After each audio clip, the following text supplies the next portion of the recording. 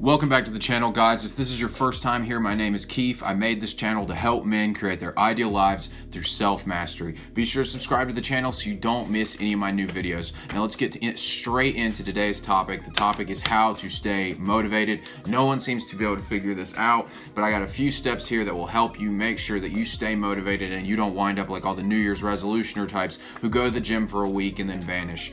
The first thing you need to pay attention to when it comes to motivation is your locus of control.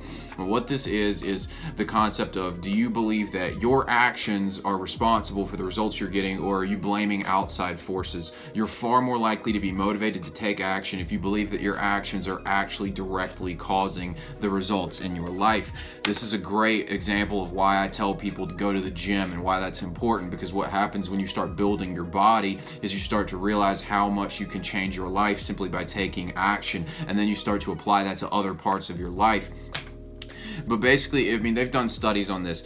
If you believe that your actions are causing results, you're far more likely to take more action, which means you're going to get more results and you're going to be less put off by failure than if you believe you're a victim to the world. Besides, being a victim is a pathetic thing to be. So you might as well take action, believe that your actions are responsible for your life, because they are, and then you'll get more motivated because you'll begin to see results and you can correlate them to your actions. And if you are somebody who struggles with this, you blame outside sources, and you know this, one good thing to do is to set some goals and then acknowledge that you've completed the goal, and then look back and realize that your actions are the reason you got there, and you'll start to train in your brain that muscle of understanding that it's your actions that get you where you want in life.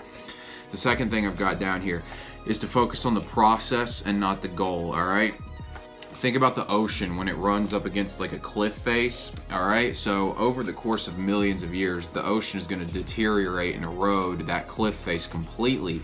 But in the moment, it doesn't look like anything's changing at all. And you need to look at your goals similarly, okay? So in this metaphor, the goal for the ocean is to erode the cliff face, but the process is continually pounding and pounding and pounding against the rock until eventually it erodes into the ocean. But the problem that happens with a lot of people, and this happened to me a lot too, is you get so focused on the goal and you forget about the steps in between that the goal starts to crush you because you're not paying attention to the progress you're making, because progress can be kind of gradual and you don't really notice the progress you've made until you look back. And that's why like people like to take before and after pics when they go to the gym and things like that, so they can notice how far they've come along, because that motivates you to keep going. One thing this happened to me a lot with was when I was selling houses full time. I would set these big income goals for myself, say something like make $200,000 this year in real estate, and then I'd go out and I'd feel this massive pressure that I needed to sell like 50 houses or something like that to get to that number, and then I'd be like, I don't have any houses yet, and I got to make all these calls, and then you're going to keep getting all these no answers to your situation, because I'm out here calling for sale by owners trying to get them to let me sell their homes for them. You're going to get a lot of people saying no to you over and over and over again, and if I'm preoccupied on this big number that I'm trying to hit, I'm going to get discouraged really easy, because it's going to feel like such a mountain to climb. Whereas if I'm process oriented and I just ask myself the question, what can I do in this moment to get closer to my goal, then it becomes a lot smoother and a lot easier. And like the ocean, over time you erode the cliff face, and that is your goal. Hey guys, real quick, if you're getting something out of this video, hit the like button. It helps me out a lot in the algorithm so I can reach more guys with my message. Also, be sure to subscribe to the channel so you don't miss tomorrow's video. Now back to the video. All right, the third thing I've got down to help you stay motivated is to have a strong why. This is the first thing I talk to my fitness coaching clients about, is you need to have a strong reason why you want the body that you want.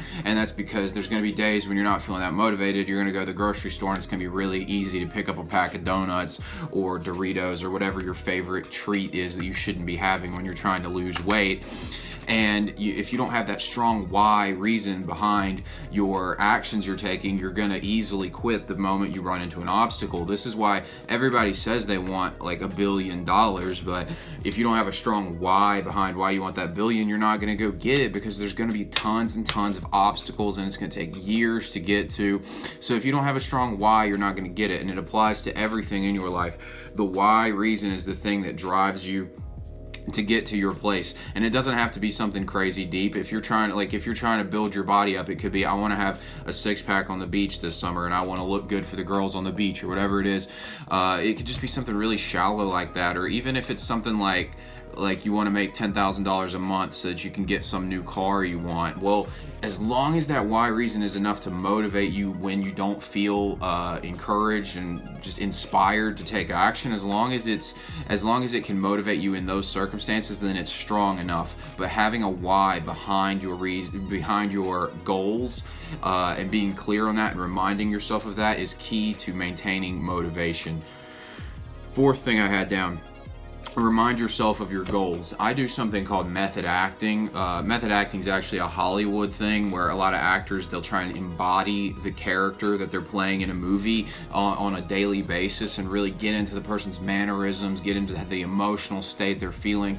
A lot of people even think that this is the reason Heath Ledger ended up committing suicide after the Batman movies.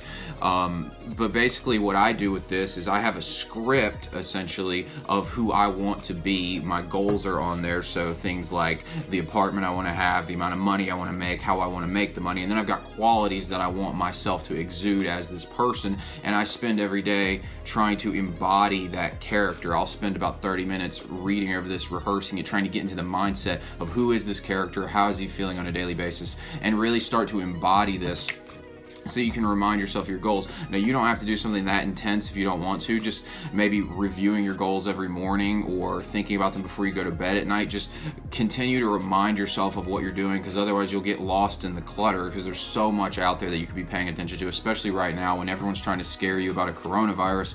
It's really easy to get off track with your goals, but the key is to keep reminding yourself of that, putting it in your mind. You'll stay motivated, and then following these other processes, like focusing on the process. So a good example of how to do this would be you acknowledge your goals perhaps in the morning, and then right afterwards you say, all right, well, what can I do to get closer to my goals today? And then you start to take action on those things, and you pretty much just put the goal on the back burner and allow like God or the universe or whatever you believe in to line up the circumstances to help you get towards your goal, because otherwise you're going to just feel crushed by that big goal, because you're not going to know how to get to everything you want. I don't know how to get to every goal I have, but all I can do is what I know I can do right now. Continue to take those actions, and doors will begin to open up along the way. And this is how it always works. It seems real mysterious, but just read up on successful people in life. Steve Jobs Theodore Roosevelt had a great story about this.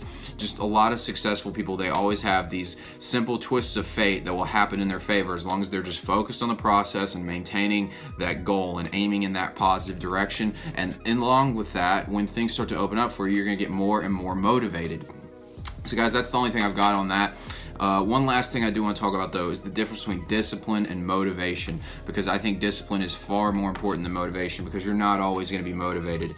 Motivation is New Year's resolutioners. Discipline is when you go to the gym in March, all right? Once the motivation's waned, you'll see who's actually disciplined and who was just motivated for a week or two, all right? And discipline's the thing that's going to get you somewhere, because discipline is when the alarm goes off in the morning and you don't feel like getting out of bed, you still get up and get out of bed. You do the hard things that need to be done regardless of if you want to do them, and doing that on a consistent basis is going to lead to freedom. Jocko Willink, the Navy SEAL, he talks about discipline equals freedom, and it's so true. The more you can discipline your life, first of all, the less motivation you need, and second of all, the more freedom you're going to have, because you're going to be in control of your life. And along with that, if you want to try something, I like to do this. It's called false motivation. We all probably do it, we just don't realize we do it. False motivation is when you basically take a situation that's going to suck and you try and spin it into a fun challenge. So maybe you've got a hard workout ahead of you that you're not looking forward to, but instead of complaining about it, you're like, all right, let's fucking get after it. Let's kill this workout. And you just get yourself amped up to do something difficult, and it ends up being a fun thing to do. I'm a big fan of false motivation. I use it on a regular basis when I don't feel like doing something for business or for the gym, whatever the case may be. I always use some false motivation. But guys, that's all I got for this video. I'm going to leave another video right here that I think you might like. Thanks for watching. Again, be sure to subscribe to the channel so you don't miss any of my videos. I'll see you tomorrow.